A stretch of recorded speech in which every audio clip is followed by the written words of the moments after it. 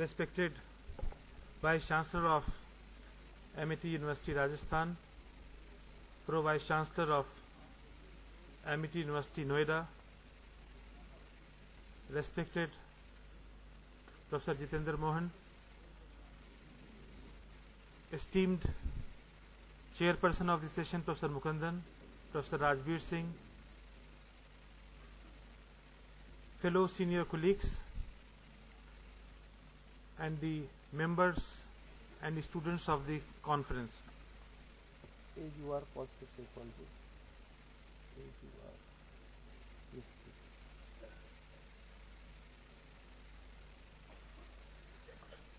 I am a student of management, though I got my formal degree in psychology, and being a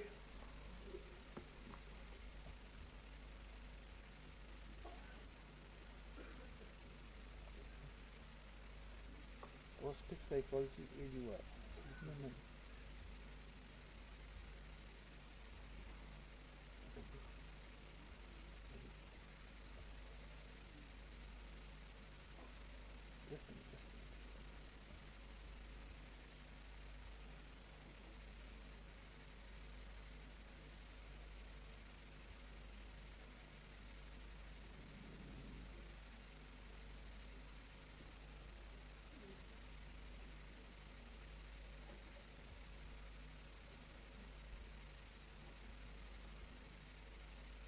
Can you have session? When I am talking about positive psychology,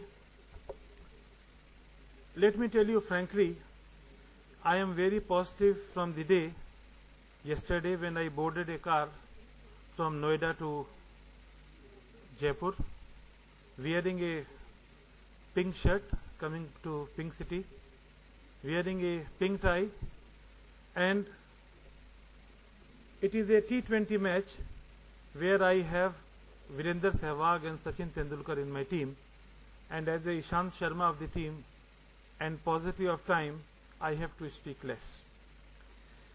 Talking about positive psychology, my presentation would be confined to few things. One of them would be nature and dimension of well-being, Indian perspective, assessment and nurturance of well-being, and taking the religio-philosophical route and going to Upanishads, which says, Dharmen iti dharyate yatra pinde tatra brahmande. With this, together may He protect us, together may He possess us, together may we make unto strength and virility.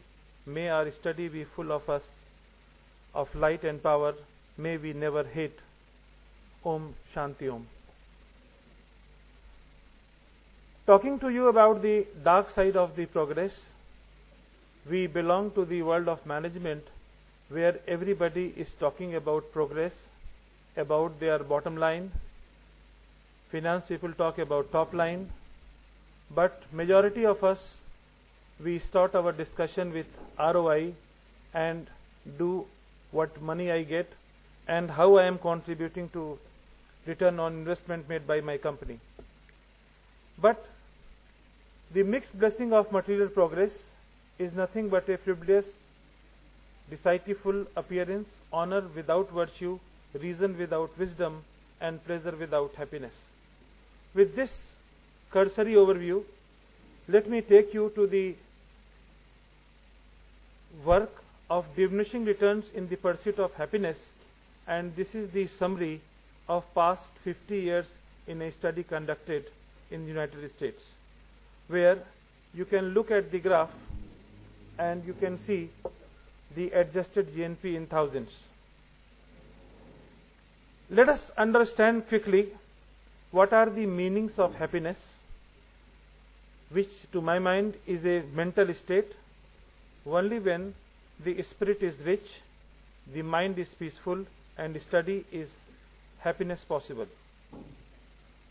For me, happiness can be defined in 4 aspects, and being a student of management, we also practice in business school, and how we practice it, I will very quickly give you our piece of model, which is part and parcel of each and every business school student, and in the 2 years of their stay, we tell them to practice these virtues. Free of physical sufferings, illness or disabilities, being socially acceptable, free of worries, possessing a healthy, normal mind, being accepted by the society. And this acceptance is very important. Some of the misconceptions, permit me to present before you, are: we believed nature's resources were unlimited. We thought nature could absorb unlimited pollution. We did not expect to destroy nature's species. We thought our bodies were immune to the products we made. We thought technology could replace what nature does. We thought we could manage society in simplistic ways.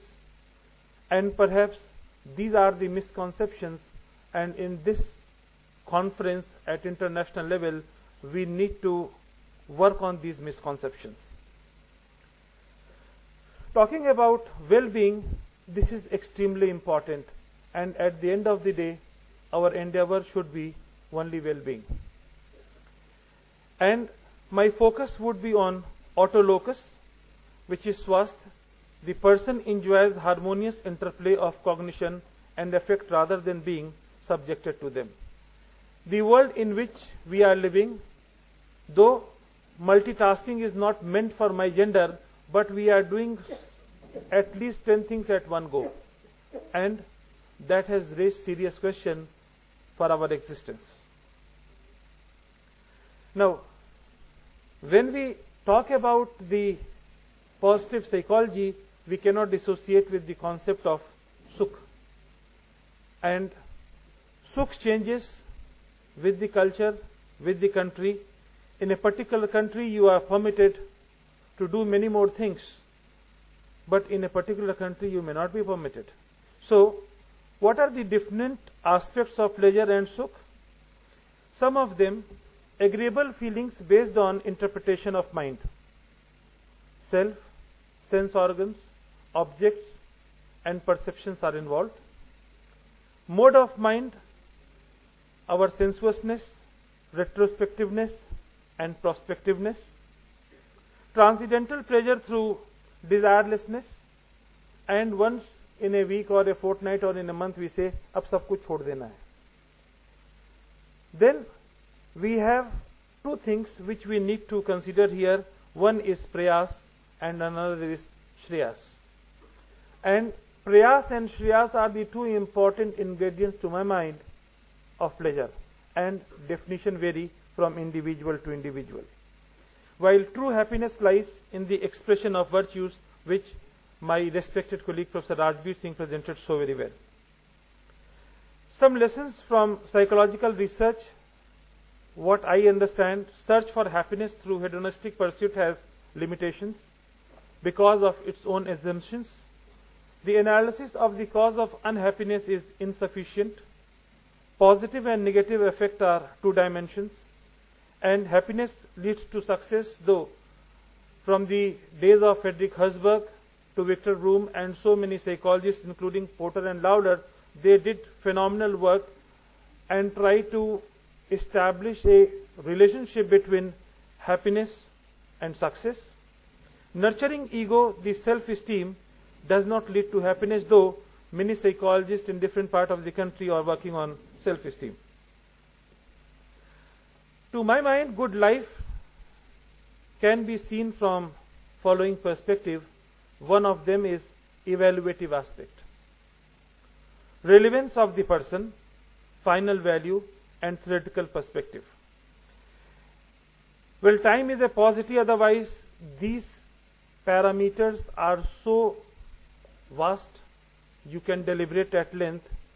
And perhaps to summarize all this, I can say we are comparing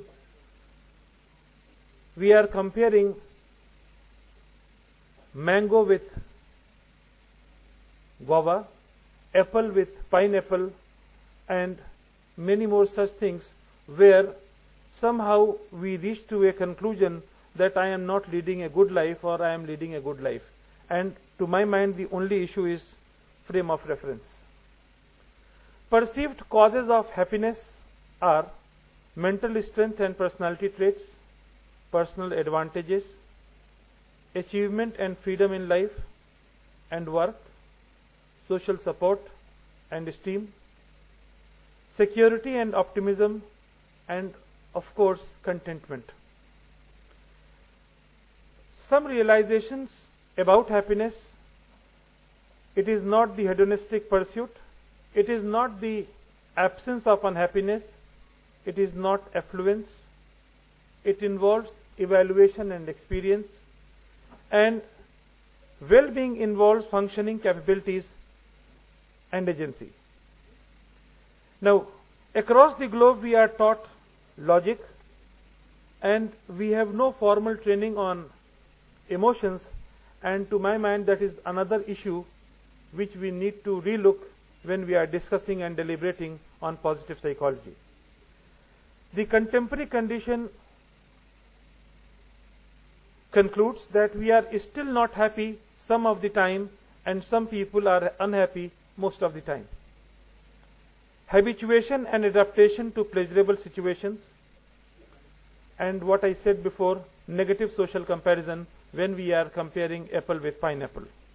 Inequitable reactions to equal losses and gains, and adaptive but distressing emotions. Surely, sir, I am coming back to the Indian perspective.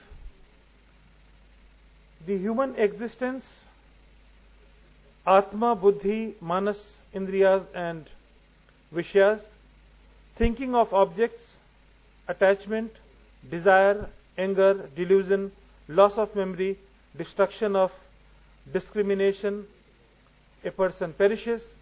If you look at the Indian perspective and if you look at the yogic view, now courtesy Baba Ramdev, somehow the Art of Living founder Sri Sri Ravi Shankar, especially in India, we have started an effort, and all of us are a bit conscious about our eating habits and conscious about yoga.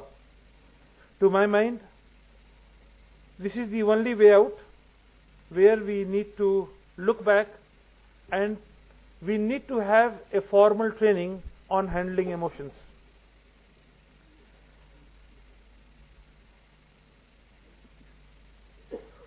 The two major aspects of well-being are personal and social, and what Professor Rajbir Singh has said, in my understanding, I present at the personal and social level in terms of social acceptance, personal growth, purpose of life, environmental mastery, autonomy, and on social front, the social acceptance, social actualization, social contribution, social coherence, and above all, social integration. How do you integrate it?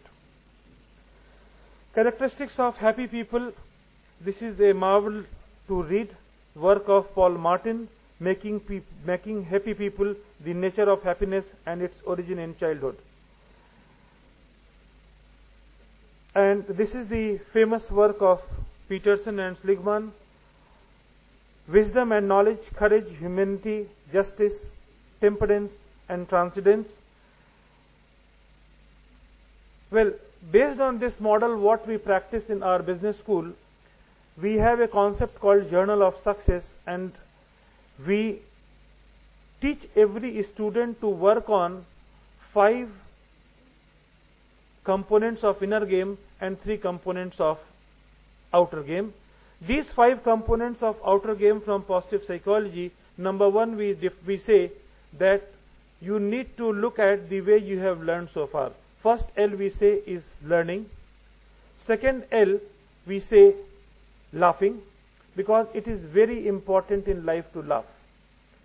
And I personally feel in our life you will find many people who will disrespect you, who will insult you, who will make you mad. Don't try to correct them. Let God take care of them, because hatred will consume you too as a person. Third L is lasting impression.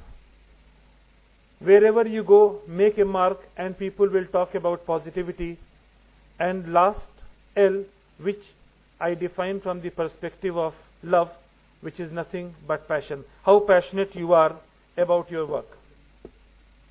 Well, chairperson says that I should go away. 5 key components of inner game I talk to you, and 3 components of outer game are leverage, be a good listener, and you should have likability. You will breed positivity. The key question I am leaving from here: what exactly is the role of happiness in good life? Is it the only thing that has final value, is good as an end for us, or are there other final values besides happiness? With this, I thank you to you all for patient listening. Thank you so very much. Thank you, Professor Natawat, for inviting me.